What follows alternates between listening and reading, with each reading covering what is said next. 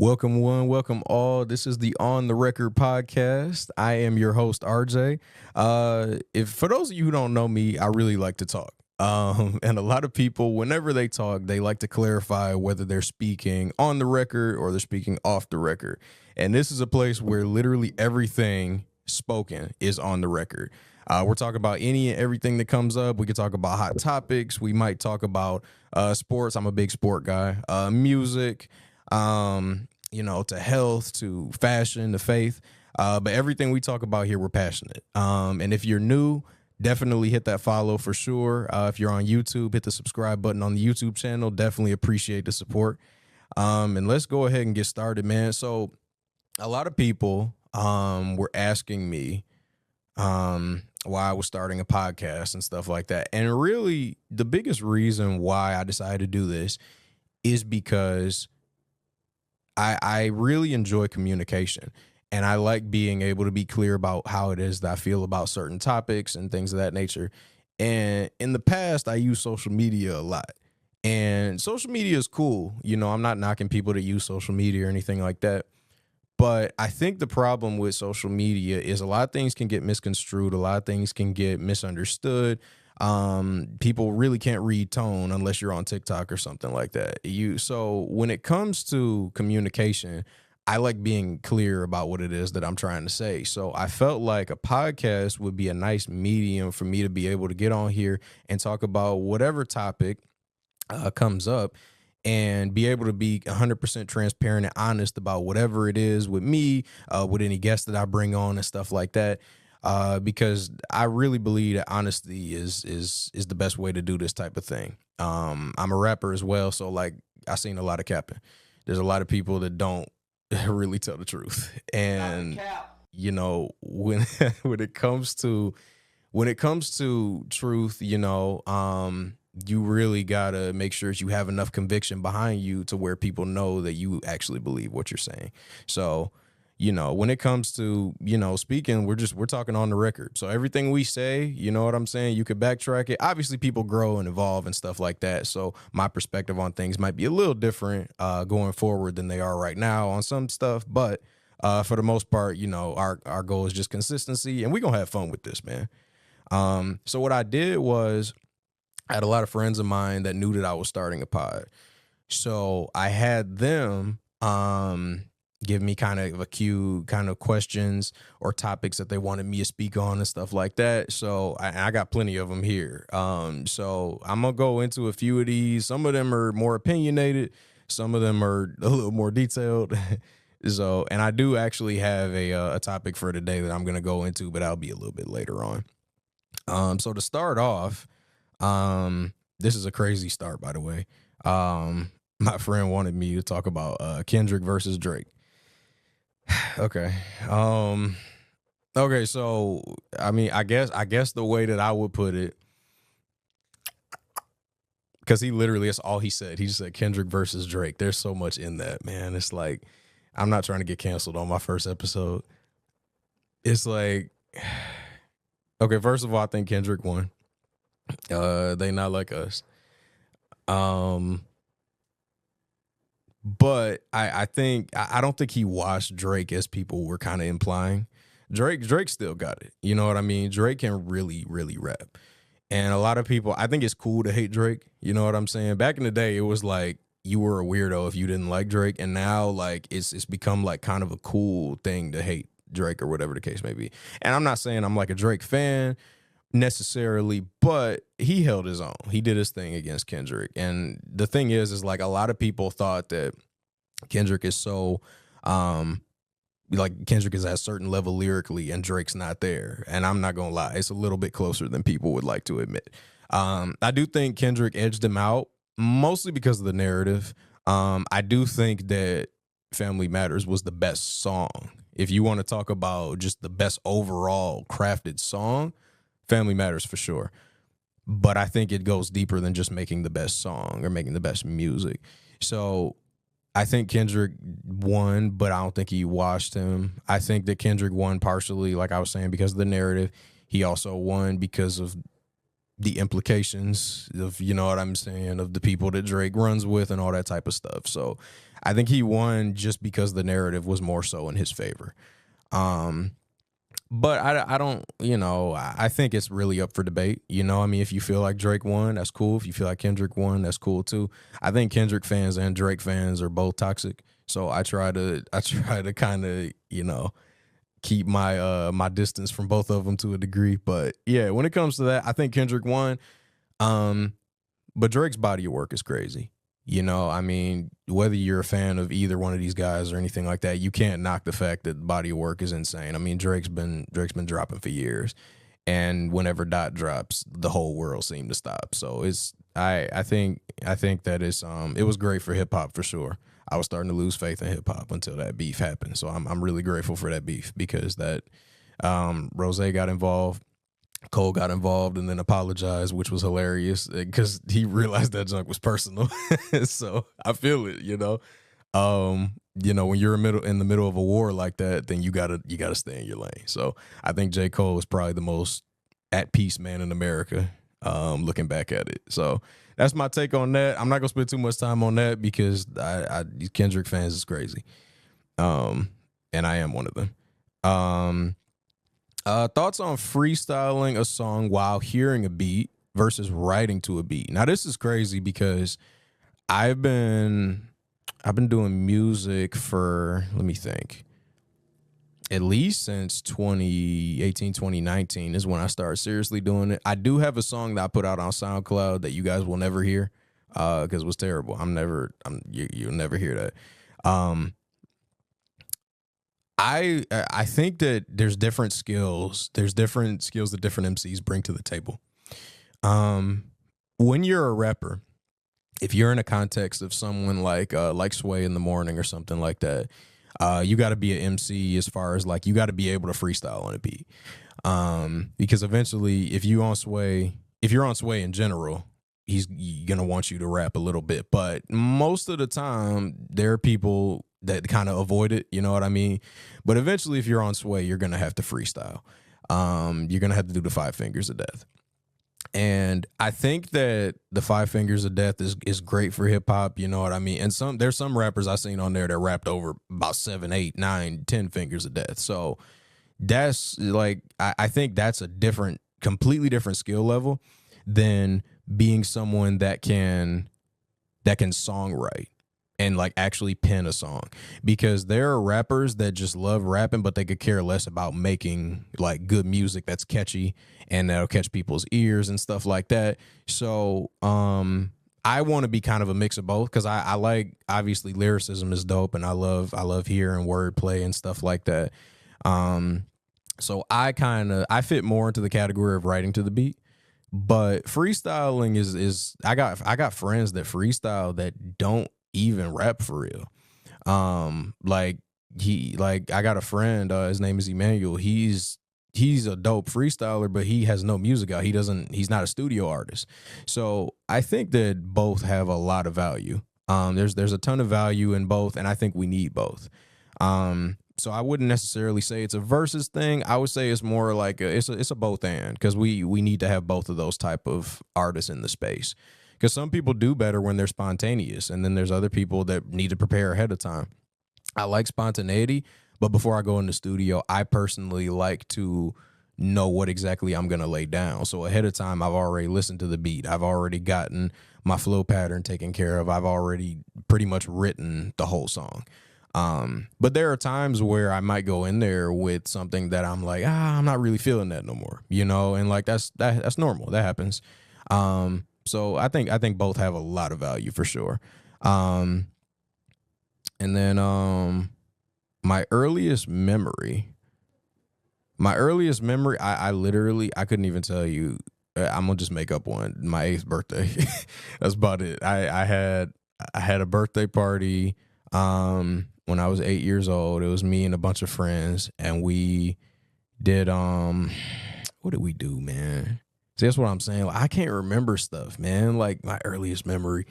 I mean, I remember it was a bunch of friends, and we did something that we enjoyed as kids. That was literally it. Like, I remember the friends that were there. I don't remember what specifically. I think we were in like some type of, it was a spot that's closed now, man. I literally don't remember. Like, I remember a couple birthday parties after that.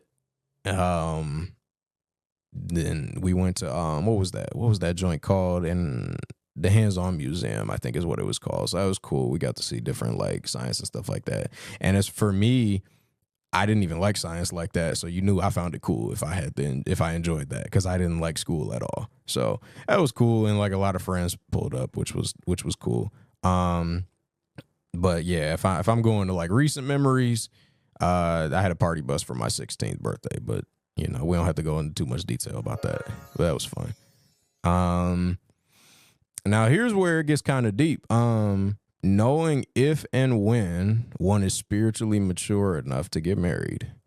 Um, I'm married. Me and my wife been married since August. And yeah, shout out to my wife. Big shout out to my wife. I would say it's different for different people. Um, Obviously for me, I'm a Christian. My wife's a Christian, and so being yoked in that way was very important for both of us because we wanted to make sure we were on the same page. We were together 3 years before I even proposed. So some people, they wait even longer to get married. Some people are like immediate, you know what I mean? Like as soon as they meet somebody, it's like, okay, gotta slap a ring on. And it's like, that's cool. Um, I think knowing when you're spiritually mature enough is like realizing like you have to really check yourself. It's less about critiquing your partner and more so about like realizing what it is that you need to fix. Because anybody can criticize other people all day long, but actually taking a good honest look at yourself and seeing what you need to fix. Like I thought I was patient and then I got married. You know what I'm saying? I thought I was like, yeah, I thought I was understanding. And then I realized I had to kind of work on that a little bit more. Um, so I think like spiritual maturity, obviously, in the context of Christianity, it really comes with really like being in the word and really being faithful. You know, being faithful to God, and that way you're faithful to each other in turn. So I would say that I think it's different for everybody, but I think that the qualities, um, like in the Bible, it talks about the fruits of the spirit. So like love, joy, peace, patience, and things of that nature. It's all in Galatians there. Um, Realizing like seeing more of those qualities in yourself and seeing more of those qualities in each other. I think that's a good way to put it. And then obviously there's the verse about love. Love is patient. Love is kind. Keeps no record of wrongdoing, which is something that I think everybody working on. So I would say that I think it's different for everybody. I think for us, that's kind of where we landed, as far as just like our qualities and how many of those we had in common with each other, and we're still working on it. So, but I love my wife. Shout out to my wife. Um, and then another deep one here. What would I do if Christianity was a hoax? So I've thought about this. I thought about this even when I was a kid because I grew up in church, and it took me growing up and actually experiencing life for myself to realize that this is what I actually believe, not necessarily what my parents believed, and I was just kind of following along with them. Um, so if Christianity is a hoax, my mom used to tell me this all the time. If what you believe is untrue, then the worst you did was attempt to be a good person. And that's kind of where I land on it to a degree. I think it's a little deeper than that. But if it's not true, then I mean, we just going to sleep. You know what I mean? It's like we don't. There's no.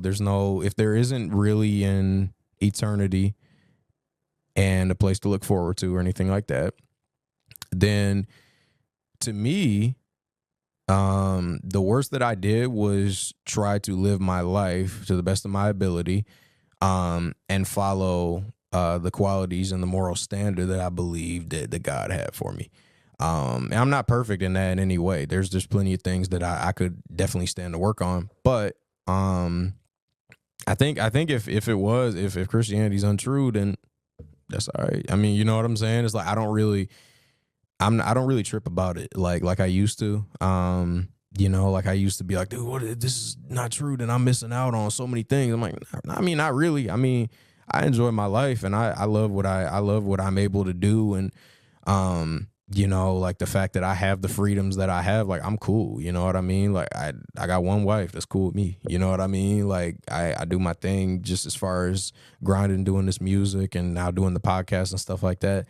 And I'm doing so all being a Christian, you know what I mean? And like, I wouldn't necessarily say like I'm a Christian podcaster or whatever the case may be. You know what I mean? I'm a podcaster and like I'm a believer in Jesus. You know, it's like you coexist because it's like at my job, like, you know, they don't have any Christian positions that I applied for. I just applied for the position as a Christian, you know, and so like everything I do obviously is going to bleed out Christianity because that's where my foundation for my whole life is. So hopefully that was an actual answer to the question. It's a weird one. I actually thought about this too. If I was a toothbrush, what color would I be? I guess blue. Blue is probably the most aesthetically pleasing toothbrush. I don't think there's any way around that. Either blue or teal for sure. I love teal. Best artist in the business. Multiple genres, local, that type of thing. This is tough because I communicate with a lot of artists and a lot of people in a lot of different spaces. I would say there's a lot of people that are killing it. My guy Kello is going crazy right now. My guy Tion, he's doing this thing in the R&B scene. There's a local artist named Stoop Lee. He's going crazy. Man, my girl Stina, my guy Slipped Off Silk.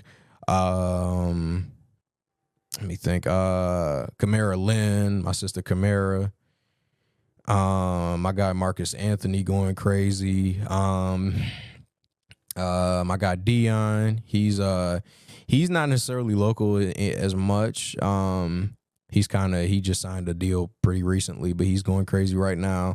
My girl Lindsay Dills, dope composer. So there's a lot of artists for sure that I mess with. I mean, those are people all over the place. I mean, R&B, hip hop. Like I was saying, Lindsay's a composer. She does composition for like music score or like movie type things, but it's more so on the book side. So that's crazy. As far as like wider span, you're basically asking me who my favorite artists are to listen to. And I have so many people. I love ArJay is on my playlist right now. She went to LSU with Angel Reese and she's a rapper as well as a hooper. She's dope. I've been on Rhapsody's new album. Oh my goodness, I've been going crazy. Me and my wife were just listening to that this morning. Tori Kelly, I love Tori Kelly. Dre and Snoop are working on a record right now, and I can't wait for that. That's gonna be dope. I think La Russell is dope. I think Quinn is a great Michigan-based artist, but his vibes are crazy. You got your What Up RGs, you got Hovey, you got my guy Benja, you got I was able to go to went to a Harry Mack show. Harry Mack is ridiculous. The freestyle ability, all that. I've been on Bone Thugs and Harmony. I listened to the Main Squeeze, which is a kind of a jazzy rock type of band. Fred Hammond, I grew up on Uncle Fred, man. That's Unc for sure. And then you got artists like Wande. You got artists like Madison Ryan Ward. I take inspiration from the Spider-Man soundtracks, the Into the Spider-Verse. That's amazing. I'm like, oh my goodness, especially the second one. I know that's a whole nother debate, but I personally like the second one a little bit more. But that's just my opinion. I mean, who else, man? I mean, there's so many. You know, like it really depends on where I'm at. Like I love like lo-fi and chill hop music. Brandon Lake been going crazy on my playlist. I mean, I'm everywhere. I listen to everything. You know, and I'm even starting to get into country more. And I used to cook people for listening to country, and I actually mess with country now. So they converted me. If you could pick one dream artist to work with, who would it be? Oh man. See, I would have I would have said Kanye back in the day, but that'll get me canceled now. And I can't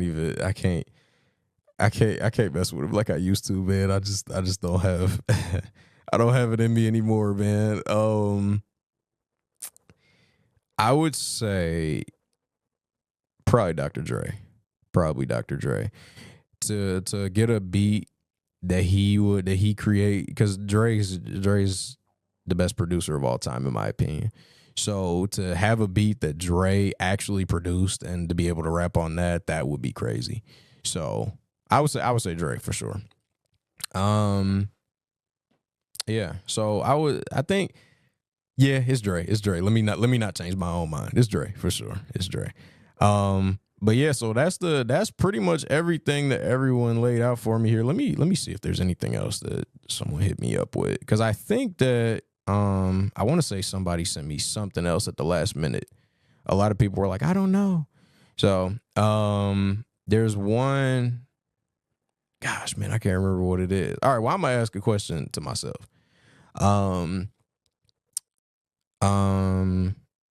How'd you come up with the name for the podcast? Because I know a lot of people were asking me that, and they didn't actually submit that as a question. But on the record came from the fact that I really love the sound of vinyl. I really love the sound of records. Like, I love CDs, I love streaming, but there's just something different about vinyl. Like, it's almost magical. It's really crazy. But I love vinyl. So, I was like, a lot of people say they're talking off the record. Okay, what if we talk on the record? And obviously, first, I went to Google because I was like, I got to make sure nobody has taken this name yet. And it didn't look like anybody had it. So I definitely wanted to coin that beforehand, under my label name, Escalation Records. So I called it On the Record for that reason. I also called it that because I wanted there to be a vibe of like transparency and honesty and realness. And when people say, I'm gonna say this, but it's off the record, that means they don't really want anyone tracing it back to them. On the record, you can trace everything back to me that I'm saying. I want people to, you know what I mean? And so that's really how I came up with the name for the podcast.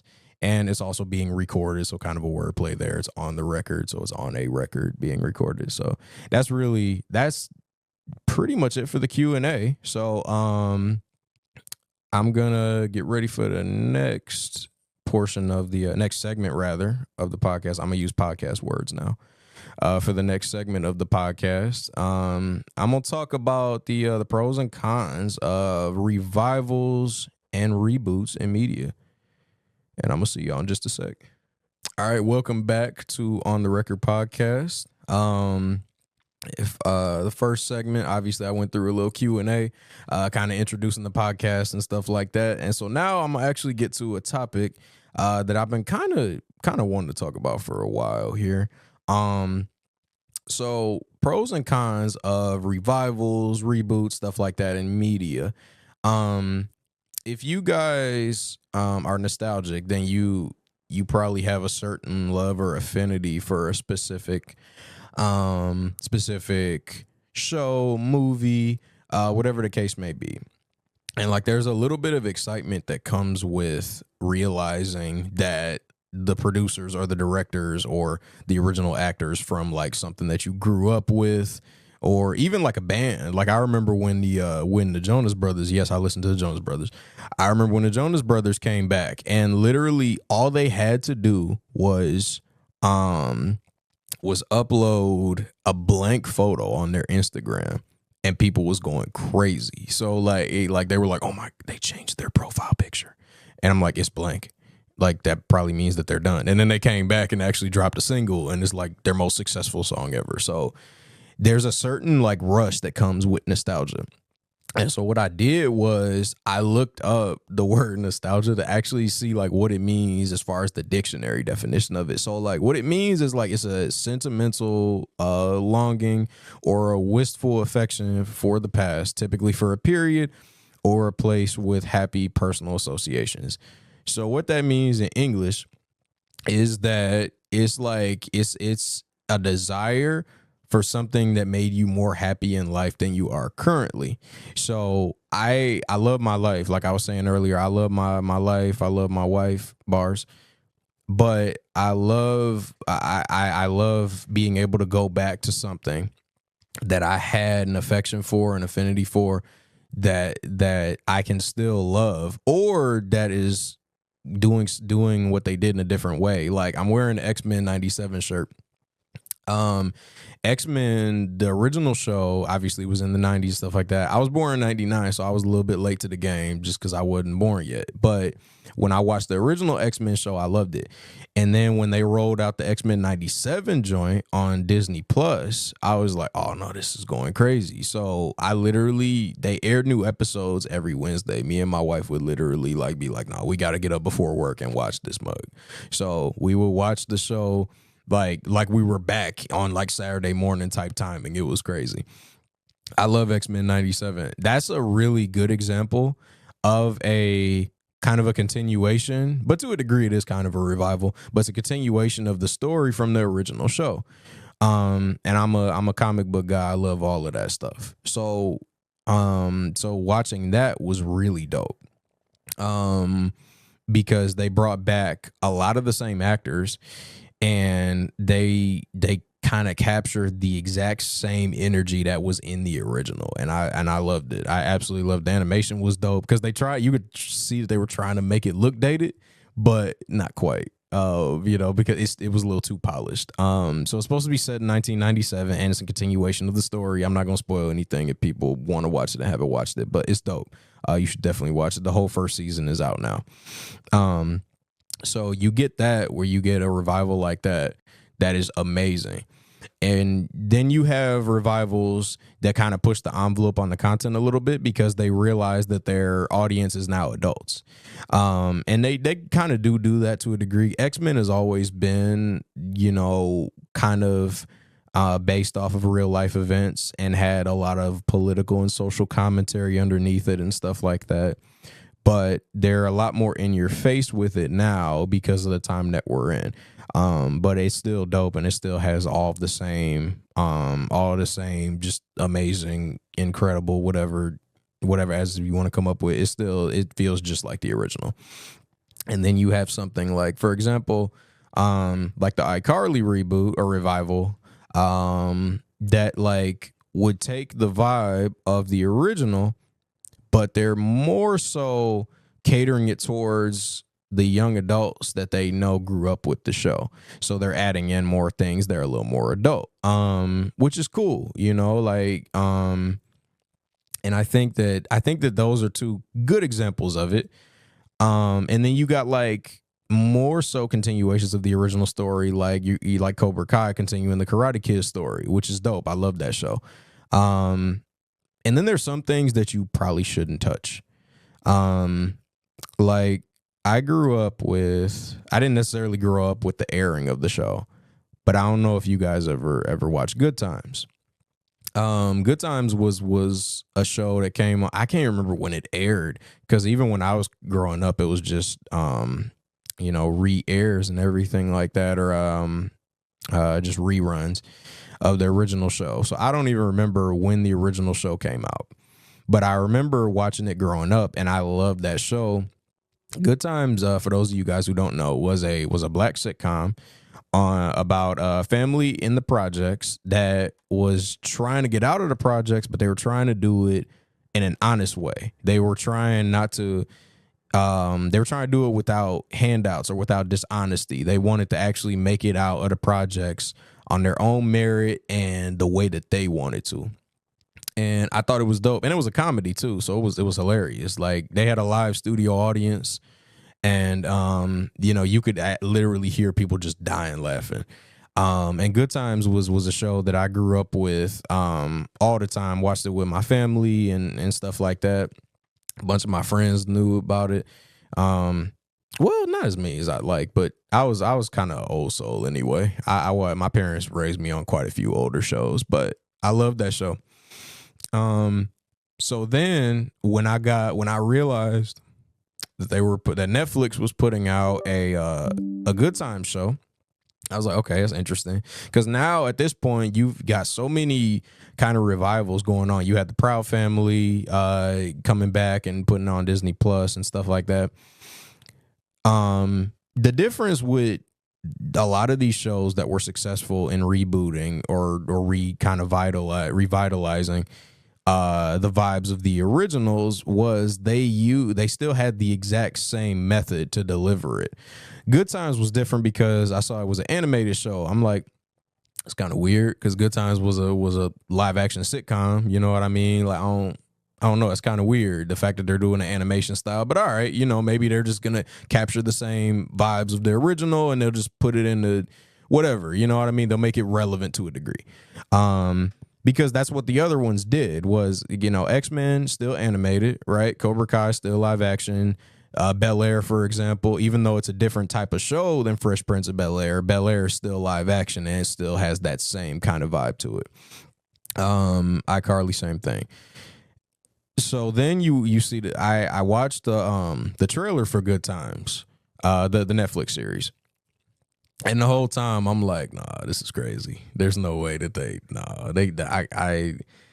I couldn't believe. I showed my wife, and my wife didn't even grow up with Good Times as much as I did, and even she was like, nah, what is this for real?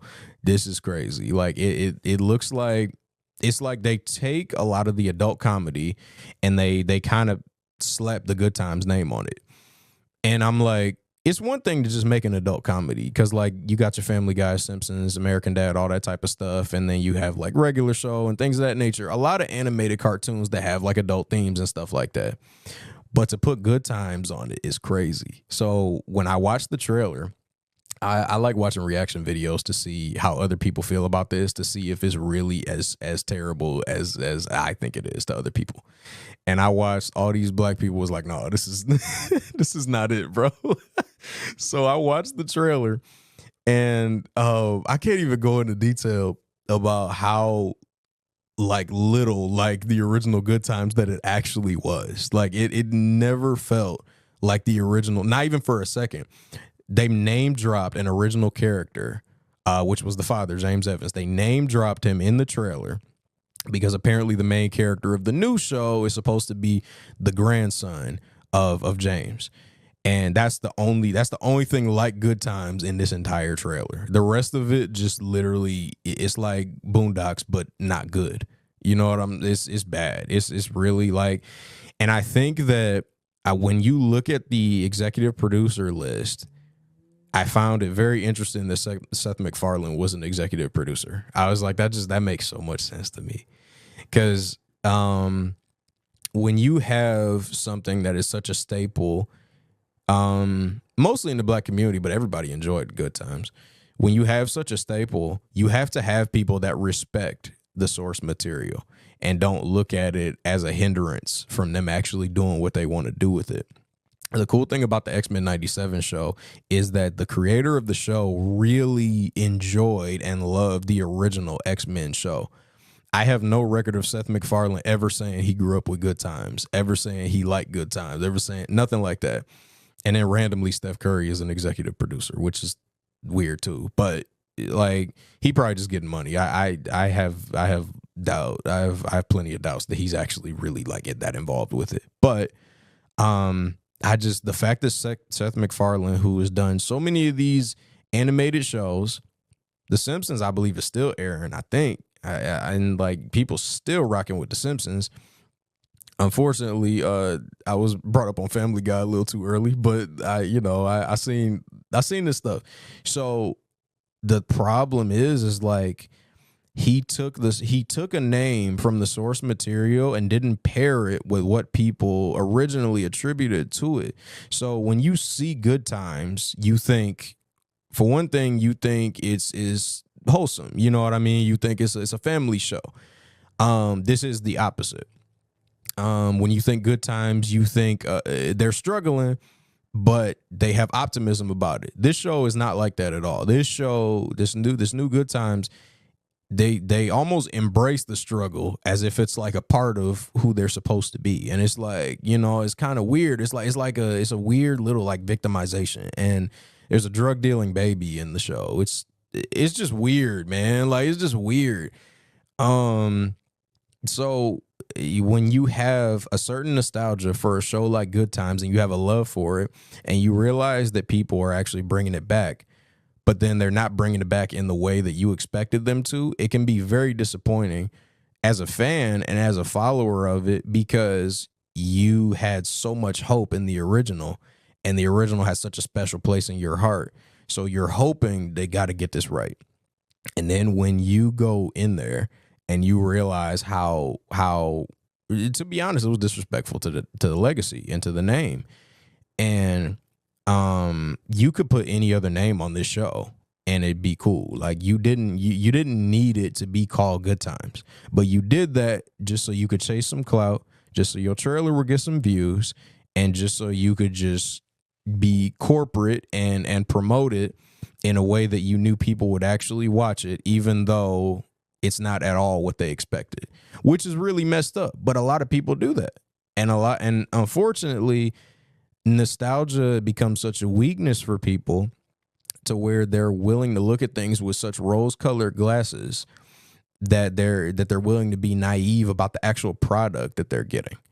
Like, when I found out about the X-Men show and I found out they were actually bringing back the, like, as much of the original cast as possible, because obviously a lot of them have passed away, and then some of them are voicing other characters on the show, and I was like, oh dang, this is actually dope.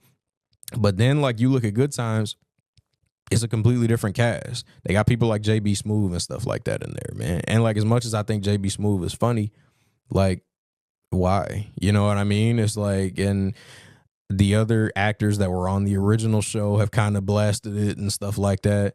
And so, you almost want to feel bad for the creators of this new show, but you can't feel bad because they knew exactly what they were doing. And the issue with nostalgia for the sake of nostalgia, when there's no substance to it, is you're not actually taking advantage of, you're trying to widen the spread of it to a degree. So, like, you're trying to get more people into whatever it is that you're selling, whatever it is that you're putting out, but you're not actually targeting the audience that originally made this what it is. Like, Good Times not only was a show, Good Times was a whole like movement, basically. Like, it was crazy. People, like, and it ran for a few, I mean, I would say, the last few seasons, it was shady, it was shaky, it was, but when they realized how successful it actually was and how it was really speaking to people, then they took it, to another level as far as their quality and their storytelling and stuff like that. And that's really what it should be. It shouldn't just be nostalgia for the sake of nostalgia, because there's no purpose in that. You don't have, if you're gonna bring back something, then you should actually, not only should you have someone in charge that appreciates the source material, but you should also have somebody that is familiar with it. You know what I mean? Like the guy who did the X-Men show, and I know I keep going back to it, but it's because it's such a dope example. Like, he literally like reads the comic books, like literally like so everything that he's putting in this show is stuff that happened in the comics. So even if you yourself aren't a comic book reader and you just like the X-Men, you can look this stuff up and realize, like, oh, he's actually pulling from source material and stuff I didn't even know about. And then you can watch the original show and realize how many references he has to that. So what Good Times, I don't even want to call it that, but what Good Times does is it just takes a name and attaches the name to itself. And it false advertises and it misrepresents what the show is actually about. So that to me is really that's the con. It's like, when you put out things to pander to people instead of actually putting out quality content that they can enjoy, that actually gives them that same that kind of satisfies and fulfills that nostalgia that they feel for it. I just don't. I personally, um, I can't mess with it. You know, some people might like it, but I think off the simple fact that it's named Good Times, I can't watch it. If it was named anything else, I might really give it a shot, you know, and actually try to sit down and watch it, but I can't. I can't. Like, I can't bring myself to. Maybe one day if I'm bored and Netflix deletes literally everything else off of the platform, I might give it a shot. Uh, but as far as that goes, I can't. I can't get with it. So I think nostalgia is great. I think nostalgia is very, you know, I like to play on nostalgia, you know, a decent amount of the time when I'm making music and stuff like that. Because I know a lot of people my age are listening to my music. So I put in references that they can understand and stuff. But I don't do it just for the sake of pandering. I do it because it's something that I'm passionate about. It's something that I know they can relate to. So I think you know, to a degree, when we have these kind of reboots and revivals, sometimes we can actually kill the spirit of the original. So that's just my opinion on it, you know. And like I said, this is on the record, so you could trace it back to me. If you disagree with me, that's completely okay. But as far as that goes, man, I genuinely, I'm just really excited to get this thing started. I'm excited that each and every one of you guys are here. You know, whoever's watching, whoever might see this a year from now, whatever the case may be, you know, I want us to have fun with this, man. Like, you know, whether you're a big podcast listener or if you're just checking this out, in support, if you're a friend, if you're a family member, if you don't even know me personally, hi, I'm RJ. Um, I'm really excited for this, man, because we going crazy. On the record podcast, man, episode 1 is now officially in the books. Tell your friends, tell your baby mama, tell your you know, tell the uncle that you know, I mean, is losing all his hair. Tell everybody, man, like, let everybody know that we going crazy, man. It's on the record.